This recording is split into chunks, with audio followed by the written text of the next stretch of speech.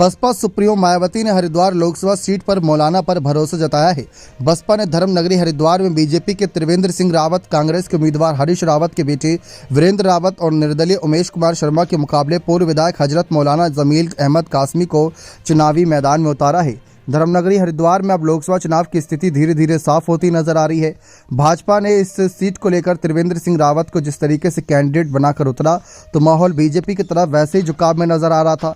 इस बीच कांग्रेस टक्कर देने की स्थिति में नजर आ रही क्योंकि उनको उनके विपक्षी दल भी साथ देंगे, जबकि इस सीट पर अब त्रिकोणीय मुकाबले की स्थिति बनती नजर आ रही है। हरिद्वार जिले की सभी 11 विधानसभा क्षेत्रों में दलित और मुस्लिम वोटर विजेता का फैसला करने की स्थिति में है। 2011 की जनगणना के अनुसार हरिद्वार जिले की कुल संख्या 18,90,422 में से 6,48,119 मुस्लिम है। इन 11 निर्वाचन क्षेत्रों में 13,05,000 मतदाता हैं और जिले की प्रत्येक विधानसभा सीट पर मुस्लिम मतदाताओं की संख्या औसतन 20% है। रुड़की, पिरान, कलियर, भगवानपुर, मंगलौर, खानपुर, ज्वालापुर आदि 6 से अधिक निर्वाचन क्षेत्र ऐसे हैं जहां मुस्लिम मतदाताओं का प्रतिशत 25% तक हो सकता है। मायावती द्वारा इस फैसले को लिए जाने के बाद चुनाव त्रिकोणीय हो गया है। मौलाना जमील अहमद मुजफ्फरनगर की मीरपुर सीट से 2012 में विधायक रहे। बसपा के बाद ये 2021 में रालोद ज्वाइन कर लिए थे, अब दोबारा बसपा में आ गए। जमील अहमद पैराशूट प्रत्याशी के तौर पर हरिद्वार से चुनाव लड़ेंगे।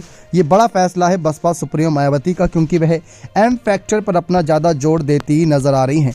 जबकि इस सीट पर बसपा का पहले कोई और ही कैंडिडेट तय था, जिसको लेकर हमने अपनी पिछली रिपोर्ट में भी आपको जानकारी दी थी कि इस सीट पर भावना पांडे को बीएसपी उम्मीदवार के तौर पर उतारने का फैसला कर रही थी। लेकिन भावना पांडे जो पिछले 1 साल से तैयारी भी कर रही थी, अचानक से उन्होंने अपना मन बदला, भाजपा से हाथ मिलाने के करीब यहाँ पर नजर आई। उन्होंने साफ कह दिया है कि वह भाजपा के ही त्रिवेंद्र सिंह रावत को जिताने के लिए आगे रहेंगी।